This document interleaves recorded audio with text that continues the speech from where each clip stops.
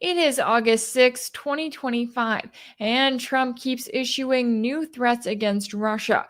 But now we have reports that his special envoy Steve Witkoff is headed to Moscow for direct talks. So, will that solve anything? Or will we get more of the same old, where Witkoff goes there, he's there for hours, he comes back, he maybe says something logical about how the US should work with Russia, and then Secretary of State Marco Rubio gets a hold of it and we see more Biden era policy, more sanctions against Russia, more pressure on Russia, and more lethal aid for Ukraine. And what else should we be keeping an eye on when it comes to the ongoing tensions in the Middle East, as we know that the US and Israel are not done with their goals of destabilizing and encircling Iran? Well, we got into all of the latest with a special guest earlier, so let's take a listen to that conversation now. Joining me now to discuss is retired U.S. Army Colonel Douglas Macgregor, a defense and foreign policy analyst and former advisor to the U.S. Secretary of Defense. Colonel Macgregor, thanks so much for taking the time to join me. Sure, good to be here. Always good to have you on the show. Now, I want to get your take on the latest here. I know that in recent weeks, we've seen President Trump issue one ultimatum after another to Russia, really bringing up the deadline to the point where we're looking at his latest deadline being at the end of this week for Russia to make a deal. Now, Moscow doesn't seem to be too concerned. I know there are reports that Special Envoy Steve Witkoff is supposed to be headed to Russia for talks this week. So maybe something will come out of that. But how do you see this current situation and Trump's rhetoric of just continuing to double down here? Today, I received a rough translation of an announcement that included a statement from the Russian General Staff. And the Russian General Staff said that within 90 days, Ukraine, its military, its front, everything should collapse. Now, that's probably at the outside. Remember, they're now recruiting battalions of boys and old men. So that's not a good sign because most of the other eligible young men are killed or wounded, and those losses are horrific. So I think this sort of tragedy is grinding to an eventual end. Now, what will the Russians do? I think they're going to control most everything that's east of the Dnieper River. I think that once they reach the Dnieper River, there will be another window of opportunity for the Europeans to talk to them. And the Europeans who are of greatest importance are not sitting in London and Paris. They're sitting in Lithuania, Latvia, Estonia, Poland, Slovakia, Hungary, Romania, and Moldova. And those are the people that really need it. And you could add Germany, because Germany has a long history and connection with that region of the world. But, those are the people that really need to sit down with the Russian military and political leaders and say, look, we recognize what you've done and we want to come to a conclusion. Now, why didn't I mention Washington? I think we're irrelevant. I mean, you can only lie so many times. We've lied to the Iranians. And of course, the most recent lie involved this terrible strike by Israel against Iran that then subsequently the Israelis desperately needed to stop because the Iranians, despite the Israeli attacks, were inflicting enormous damage. Well, now I think we've been through something similar to that with the Russians. You're going all the way back to the Cold War, if you like, at the end of it, the promises that were made then, the Budapest Memorandum, subsequently the coup in Kiev, then the Minsk Accords. You can also go through the various arms control arrangements that we have unilaterally abandoned, like the INF. I think the Russians will be polite to Mr. Witkoff. They are always polite to a fault, which I always admire very much. That used to be a hallmark of the British. It isn't anymore, and it used to generally describe us. But now we behave badly, we emote, say stupid things, and we make assertions that are untrue. So I think they'll be nice to Mr. Witkoff, but I don't think they're going to pay much attention. And the idea of more sanctions, well, let's stop and consider what's been happening. The Japanese have said, thank you very much. We're going to buy as much oil and gas from the Russians as we want. So will the Chinese. So will the Koreans. I'm talking about the Koreans in the South. Today, the Australians have completely reversed their positions on almost everything. They're now buying military equipment from Japan, ships and other things. In other words, everyone, frankly, is moving away from us. And this thing called BRICS and de-dollarization are now on steroids. So, my view is that I don't know what Mr. Trump expects, but at this stage of the game, I think he's irrelevant. Now, we can talk about the nuclear threats and those other things that he's recently made, but still, I think he's no longer relevant to the outcome. Yeah, and that's an interesting way to look at it too, especially given how involved the US was at getting us to this point where now you have the Trump administration in this situation where they know that there is no quote unquote winning the war in Ukraine. They're not even succeeding at weakening Russia. But when it comes to the position that Europe is in, kind of as you were noting there, do you see them being the EU and the UK as having the autonomy to be able to make decisions here?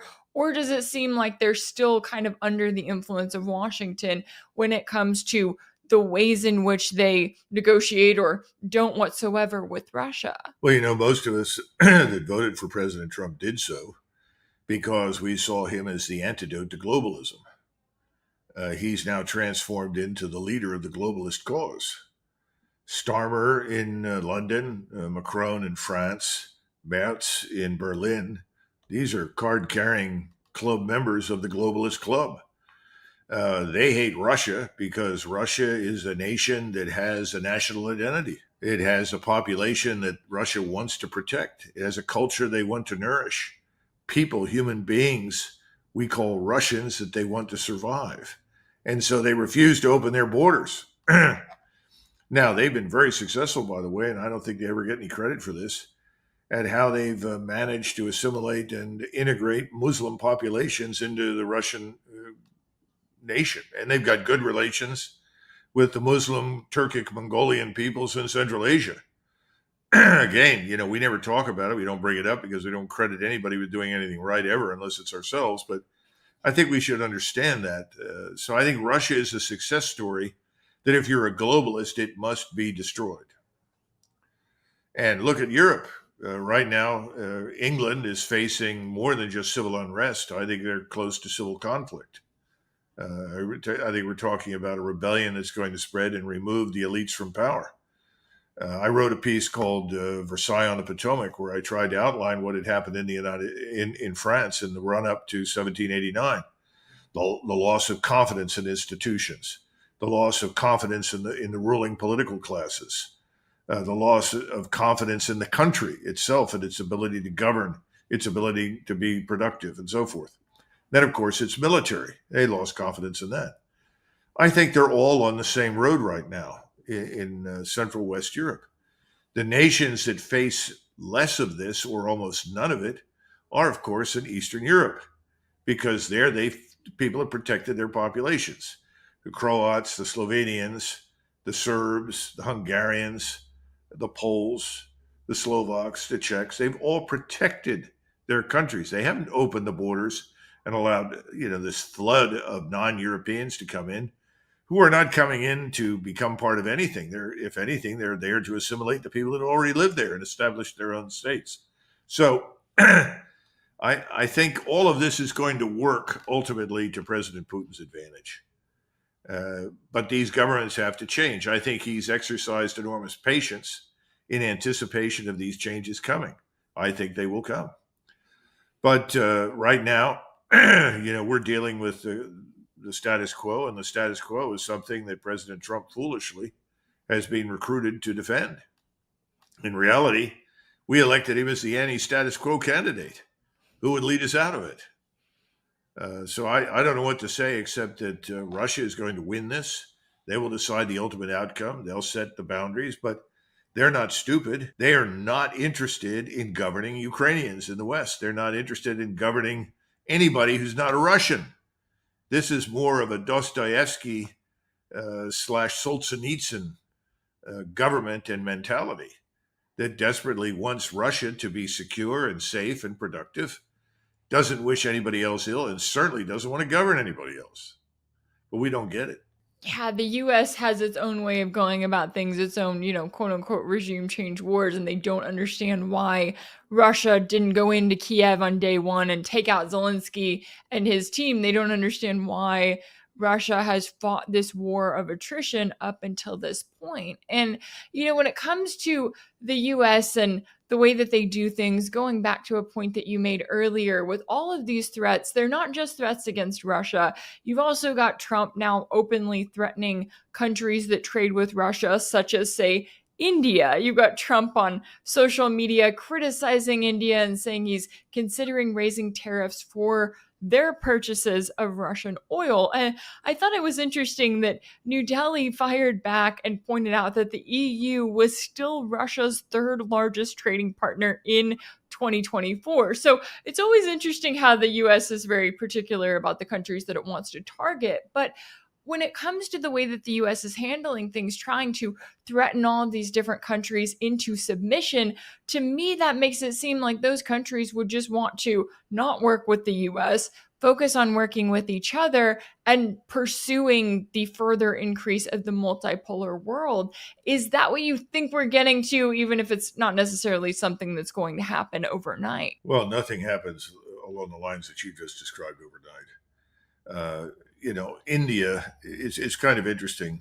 Somebody in the White House should do the mathematics, and that means let's add up who lives in China, India, Korea, Japan, Malaysia, Indonesia, Pakistan. In other words, there's just how many people are we talking about?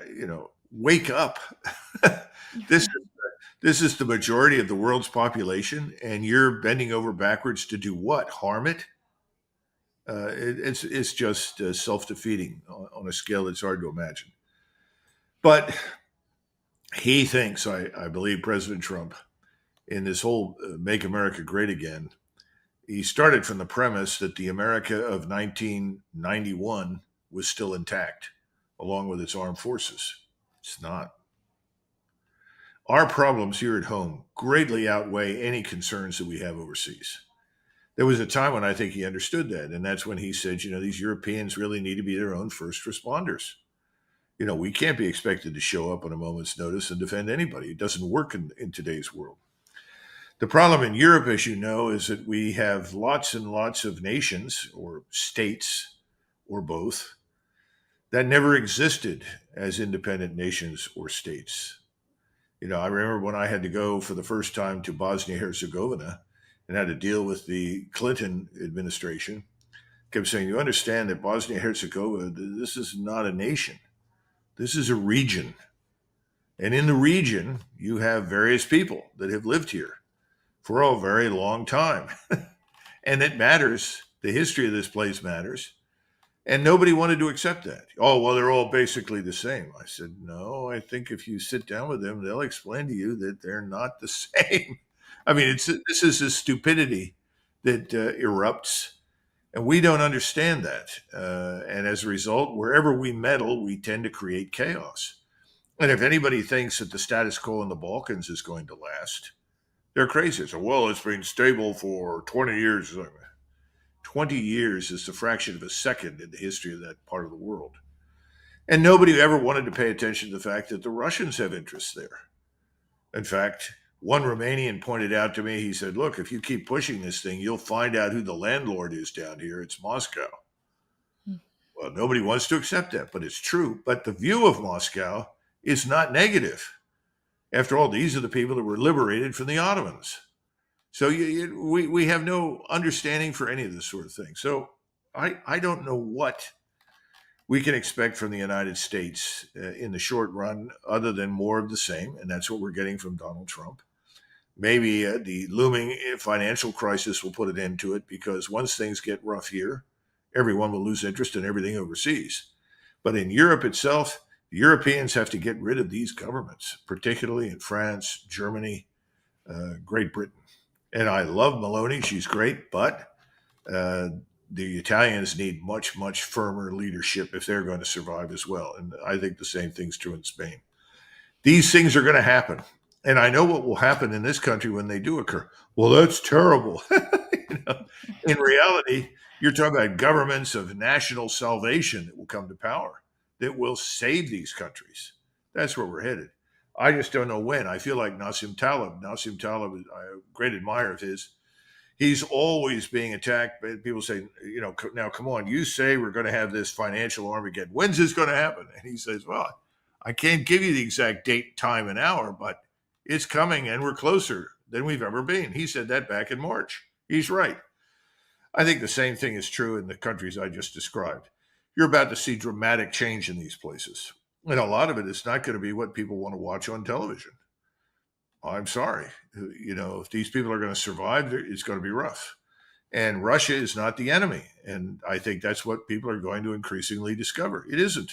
Yeah, when you have all of these governments in Europe that have spent several years riding high on this promise of Russia is the enemy, Russia's about to attack any day now if we don't send, another $1 billion in weapons over to Ukraine. Well, that only lasts for so long. So I'm with you. I'm curious to see kind of what happens there and if there is a massive movement as people start to wake up and realize that they have been completely sold out by their governments. Now, while I have you here, I do want to also ask you about the latest happening in the Middle East, as I know we're kind of keeping an eye on the situation there. Right now, you have this ceasefire with Iran that has remained intact, but there are still concerns that this war is not over. I know that Israel is not done with it on their end, but the Iranian government did announce on Sunday that it has formed a new National Defense Council for handling the country's affairs in wartime. This for the first time since the Iran-Iraq War during the 1980s. So how do you view the situation with Iran? How concerned are you about more violence breaking out, or even about the US and Israel trying to pursue further operations aimed at destabilizing Tehran? Well, remember the failed strategy that was pursued against Russia is now being employed against Iran. Just as the original goal was to destroy Russian national sovereignty and stability, regime change, remove Putin and his government, replace it with some lackey or puppet from the West, eventually divide up Russia and strip it of its resources. Well, that's the new strategy against Iran. That's what the bankers in New York City and London want. That's effectively the charge that President Trump is leading. That's what the people that dominate the White House, the National Security Council staff, they're all part of it. It's the Israel First administration, but it's larger than Israel. It's this globalist cause, and it's to gain control of the resources, the oil and gas resources and whatever else they can in the region, because we've now lost our bid to control the resources that were on hand in eastern Ukraine and Russia. So now we've got to go after Iran. I mean, I've heard people say these things. This is necessary. If we can do that, then we've got China by the throat, because the Chinese are so dependent on all of this coming out of the Persian Gulf.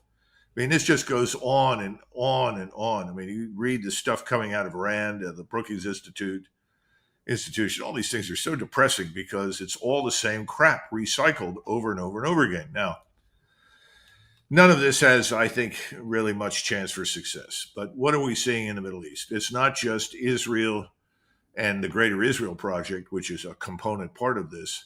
It's also about surrounding and encircling Iran. So Azerbaijan has now become a stepping stone in that direction. And from the standpoint of Washington, helping Azerbaijan to attack Iran, either directly through invasion in northwestern Iran, which is Turkic and Azeri, or if it's just about the mineral sources, doesn't make any difference. It has the happy faculty of disrupting the One Belt, One Road, because Azerbaijan lies astride this infrastructure that's being built from the Indian Ocean all the way up into Russia and Eastern Europe. It has the happy advantage of then harming Iran and Russia simultaneously. So that's why the Israelis are in force on the ground in Azerbaijan. Now, what will the Russians do? I think the Russians probably took their eye off the ball there, because certainly Aliyev's father, who was the previous dictator of Azerbaijan, was a KGB general and a very intelligent, well-educated man, had command not only of his own country's language and history and culture, he also understood the Russians, and he saw Azerbaijan's safety and security as bound up with Russia. The new Aliyev has decided otherwise, and I think he's imbued with this enthusiasm for a greater Turkey or a greater Turkish entity or confederation. Then you have old man Erdogan, who pays lip service to this sort of thing, but he's entirely dependent upon revenues from Qatar to keep him afloat and survive. So he's got to be careful how far he goes. He signed a deal with the devil in Israel in order to, in his mind, to get control of most of Syria. He always backed ISIS behind the scenes. Turkish intelligence, money, oil, everything was flowing to ISIS. No one would ever mention it. It was so frustrating here in the United States because someone put out the word and said, don't talk about that. But without the Turks, there would have been no ISIS. However stupid we were when we did dumb things in Iraq that set the stage for it. So now you have this corridor that consists of Druze and Kurds that reaches all the way up to Azerbaijan and the Turkish border. And then, of course, you have this nascent Kurdish state that is forming, and the Israelis have done everything in their power to help them, along with the Druze and others, because they want to ensure that the region is, as a general rule, is balkanized. The Israelis see confusion, chaos, and destruction and disorder in all the countries of the region as inherently beneficial to them. So that's why you have this permanent destabilizing influence called Netanyahu and the Greater Israel Project. Now, I don't know where it all goes, but this decision to go into Gaza now that appears to have been made is going to have a hell of an impact, I think. You've got the Egyptians that have been sitting there. They too have money problems, but General Sisi's government may or may not actually survive this because the Egyptian population is more than just sympathetic to the Palestinians. And if he decides to simply tear down the wall and let all these starving Palestinians, whatever there are left, pour into pour into the Sinai, that may suit the Israelis temporarily because they too ultimately want to control the Sinai. But that will not go down well in Egypt. So I don't know what the Egyptian military is going to do. We may see change in government there, and they may present finally real opposition to the Israelis.